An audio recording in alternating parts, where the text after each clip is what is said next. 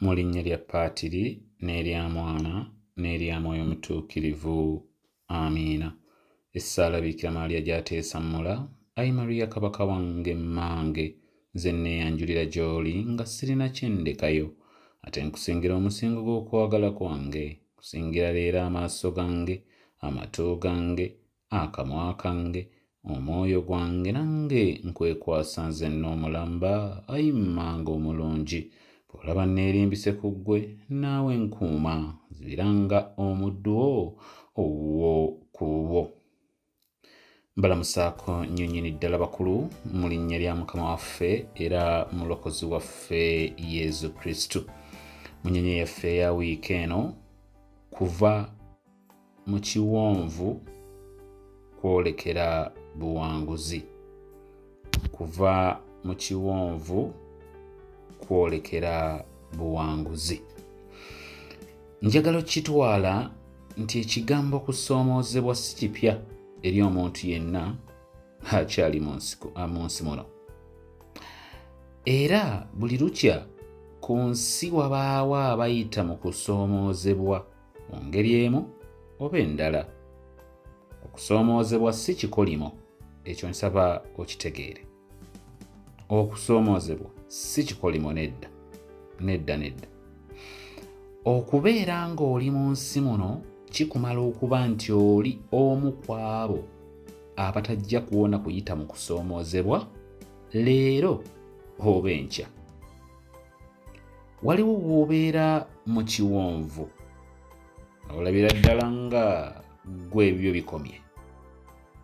Kino kisobola okubeera ekiwonvu ky'obulwadde, ekiwonvu ky'amabanja, obwavu, obutaba na mulimo, obwomu, okukyayibwa, okuliibwamu olukwe, omuze ogukulemeddeko, oba kiwonvu kya looni n'ebirala bingi nnyo mukwano gwange.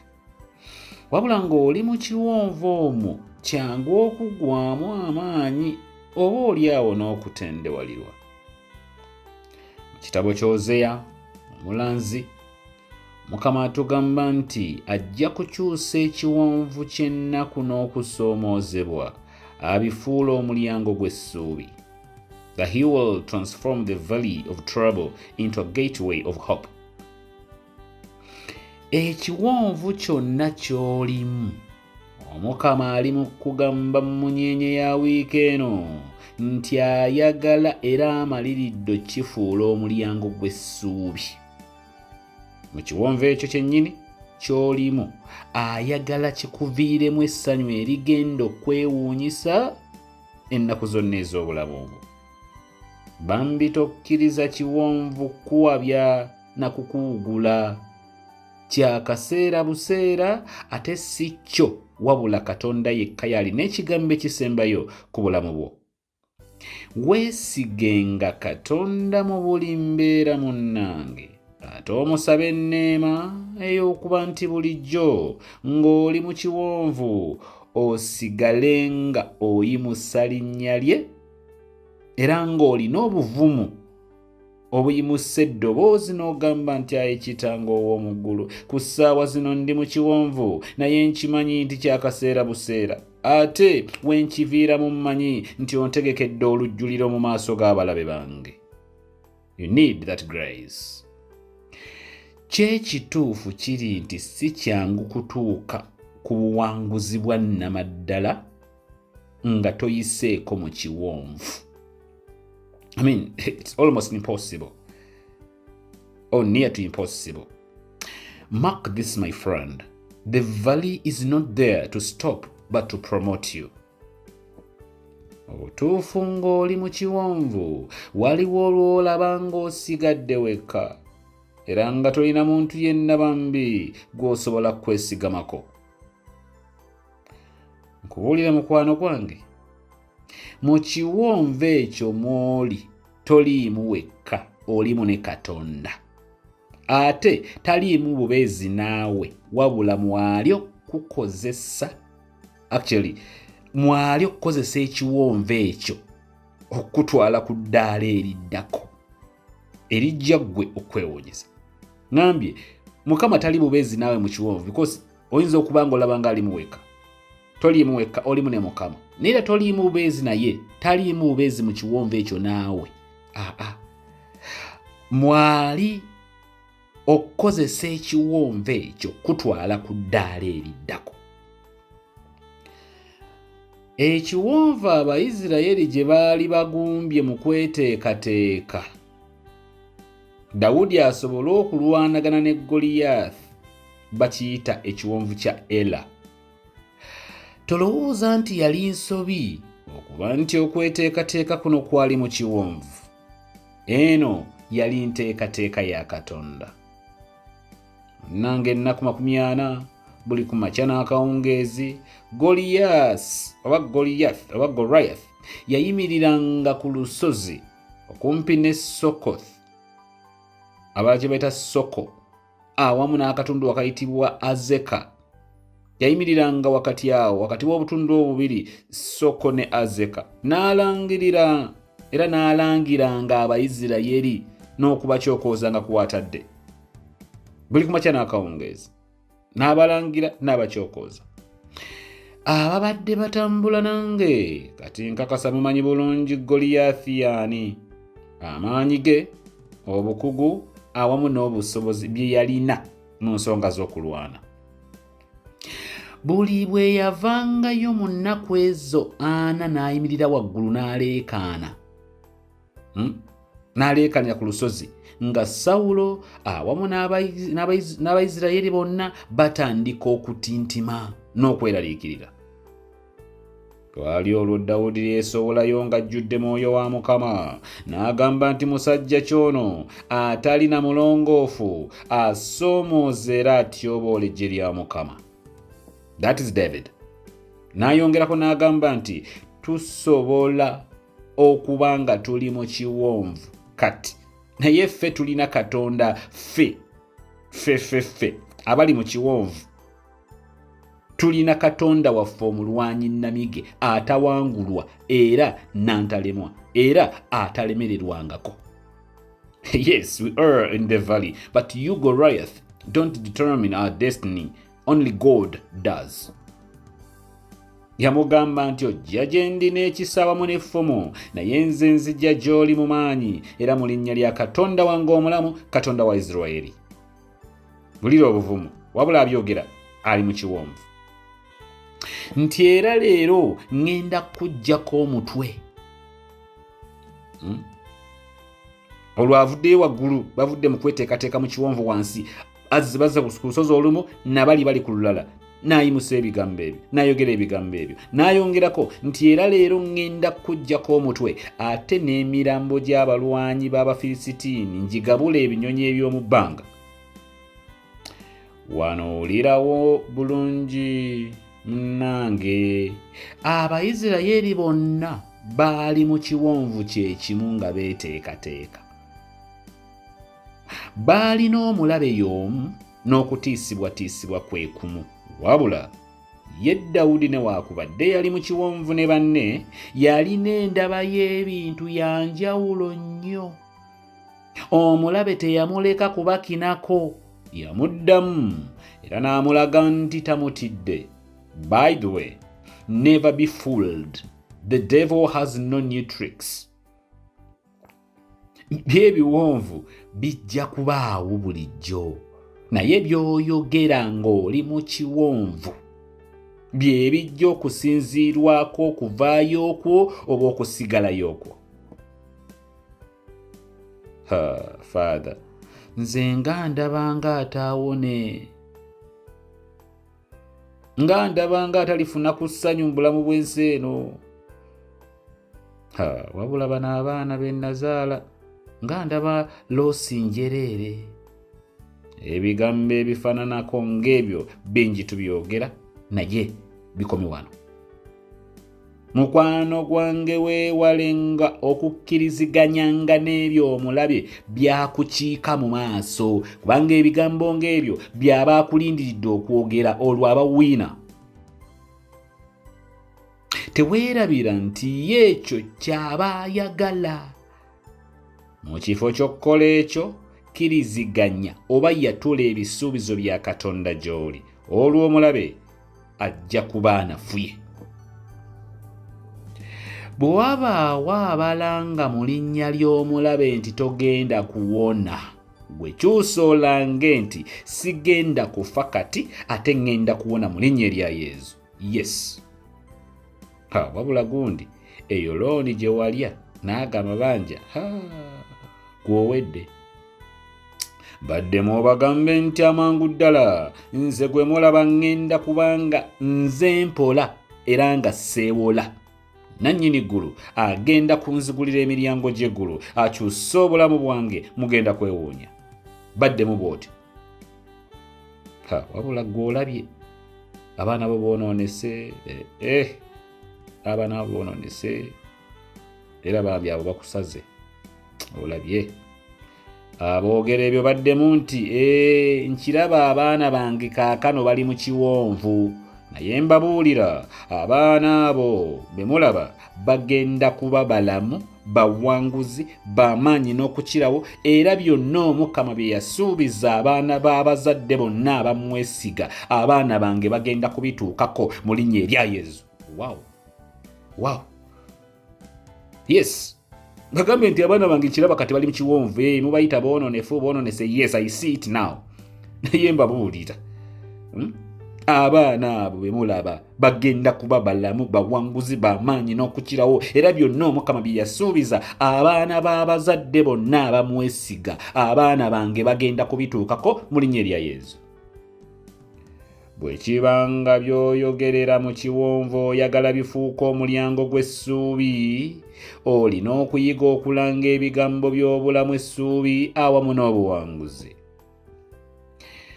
Wano wennyini Abayisirayiri we baakolera ensobi. Mu kifo ky'okwogera n'okwatula Katonda waabwe nga bw'ali omunene era ow'amaanyi, baatandika kwogera ku Goliyaathi nga bw'ali omunene era ow'amaanyi. Good enough. Laba Dawudi ate ye bw'akyusa akatambi.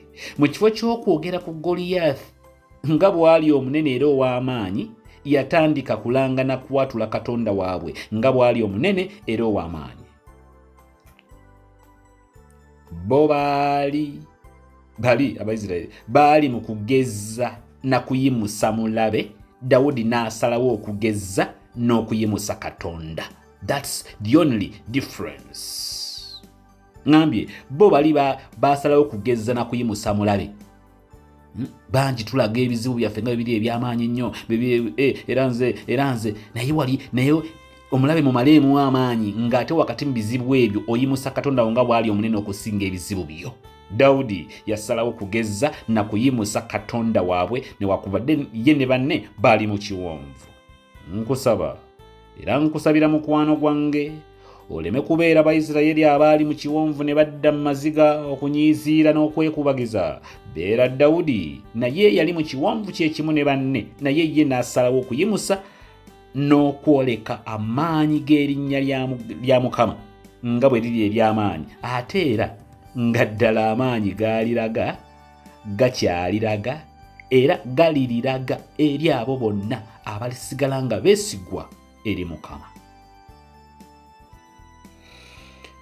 Sawulo yalwana nnyo okumalamu Dawudi amaanyi, era kano kaali kakodyo ke ka kumukuumira mu kiwonvu. Wuliriza bulungi mukwano gwange ebigambo bino. Si buli muntu nti ekyo ekiwonvu ky'olimu ayagala okiveemu. No. Era weegendereza abantu abajja gy'oli okuwa amagezi. Bangi bakwagaliza butava w'oli, ng'amagezi ge bakuwa gakusigala awo w'oli. N'abandi w'oli oveewo okkirire ddala wansi. Ngambye weegendereze, sigaye nti buli muntu, naye abantu abamu bajja gy'oli okuwa amagezi, naye ng'amagezi ge bakuwa bakwagaliza butava awo w'oli. N'abandi w'oli oveewo okkirire ddala wansi. Tolowooza nti abo bonna b'oyita mikwano gyo baagala bizinensi yeegaziwe. Nedda. Mbu era baagala abaana bo basome. Nedda. Mbu baagala ozimbe, mbu oyitimuke, mbu owone, mbu ogaggawale. Nedda. gwe singa omanya abaffe ennugu ekiziiro n'abajula okwetta ng'olinnye eddaala oba ng'oyitimuka oba ogenda mu maaso. Singa omanya abafa nga balaba ogenda mu maaso, you can be surprised. Just know that God sees greatness in you and nobody can change that. I mean, God sees greatness in you and nobody can change that. That's why you are and you will always be a surprise to many as long as they don't begin minding their businesses. Tekyewuunyisa okuba nti Dawudi yawandiika mu Zabbuli eya 23 nti ne bwe ntambulira mu kiwonvu ekijjudde enzikiza sitya kabenje kuba ggw'oli nange. Mikwano gyange, teri kiwonvu kakibe kiwanvu kitya ky'oyinza kubaamu n'okowoola erinnya ly'Omukama n'akulekerera. I speak this. Speak this with confidence and experience. Ngambye teri kiwonvu kakibe kiwanvu kitya ky'oyinza kubaamu n'okowoola erinnya ly'Omukama n'akulekerera. This I say it nga nkijja ku ntobo y'omutima gwange. Bassekabaka ekyokubiri omutwe ogwokusatu, Abayisirayiri baali batambula nga boolekera okulumba Abamowabu. Baali bamaze okwetoloola ennaku 7 beetoolodde. Baatuuka nga tebakyalina mazzi ga kunywa bo awamu n'ensolo zaabwe. Baatandika okweraliikirira, ne kabaka w'Abayisirayiri yennyini ne yeebuuza nti Katonda yatuleese kutujja eri tufiire wano kiki? Mukadde ak'omu ku baweereza ba kabaka oyo yeeyimuka n'abagamba nti bannange muffe tulinamu omulanzi era Elisha mwali muffe. Elisha mu lunyiriro lw'16 omutwe gwe gumu yabagamba nti ekiwonvu kino Mukama akkiriza amangu ddala kigenda kujjula amazzi agagenda okumala mmwe n'ensolo zammwe. Era Katonda agenda kubawa obuwanguzi eri Abamowabu. Abantu batunuulira Elisha omulanzi nga mulabanga omulalu. Mulinga bagamba nti bukya nno kasajja kano keeranzalanza, leero katomeddemu luno. Anti olwo nga balaba tekisobokera ddala. Nga balaba okusinziira mu kiwonvu kye baalimu mu kusoberwa mu kutabulwa tekisoboka. It's totally impossible. Sikulwiseeyo bugenda okukya kumakya ng'amazzi gatandise okuyiika mu kiwonvu nga tewali nsulo wadde emu mwe gafubutuka. Era bwe batyo ne bafuna amazzi ate era oluvannyuma baawangula n'Abamowabu ng'Omukama bwe yalanza Elisha. Tebaamanya bwe kyasoboka. Nga sinnaba kuggalawo munyeenya yaffe eno eya wiiki eno mikwano gyange, kino gwali mu kiwonvu eky'engeri yonna nsaba okitegeere. Oyinza obutamanyirako ddala n'akamu ngeri ki Katonda bw'agenda kukikola ku nsonga yo. Kukuwonya, kukuyisaawo, kukuyisa bigezo, kukuyimusa, kukutaasa oba kukuyisa mu mbeera eyo. Naye matira kimu nti asobolera ddala era togenda kumanya bw'agenda kukikola. Era nga bwe yayamba Dawudi mu kiwonvu kye yalimu ne Bayisirayiri banne bw'agenda okikkolera. Nga kabaka wa Isirayiri, kabaka wa Yuda, kabaka wa Edomu awamu n'abantu baabwe bwe yabayamba okufuna amazzi n'okuwangula abalabe baabwe Abamowabu, ate nga baali tebalaba ngeri yonna gye kyali kisoboka, naawe bw'atyo bw'agenda okikkolera. Owunge n'okuwunga, okaaba olw'essanyu, olwo n'otegeerera ddala nti Katonda waffe ye Mukama era nti tayinza kulekerera abo bonna abamwesiga. Tayinza kusuulirira na kusuulirira bonna abamwesiga. Always keeping in mind the great things happen when God mixes with man. Mukama bannanga abeere nammwe.